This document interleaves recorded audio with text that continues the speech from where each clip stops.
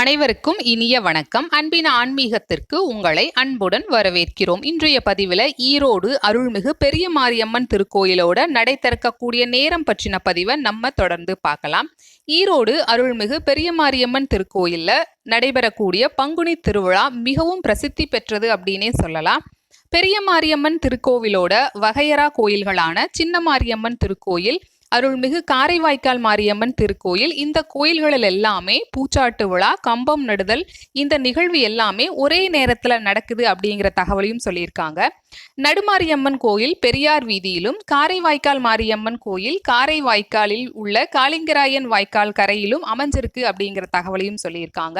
இந்த திருக்கோயில் தினமும் காலை 6 மணிக்கு நடை திறக்கப்படுகிறது. காலை 6 மணி முதல் மதியம் 12:30 மணி வரைக்கும் நடை திறந்திருக்கும்.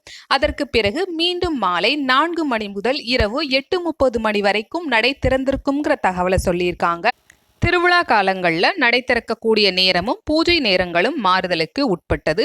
ஈரோடு அருள்மிகு பெரிய மாரியம்மனை தரிசனம் செய்வோம், அவரது அருளை பெறுவோம். இந்த பதிவு உங்களுக்கு பயனுள்ளதா இருந்திருக்கும். ஞாபகமா லைக் பண்ணி சப்ஸ்கிரைப் பண்ணுங்க.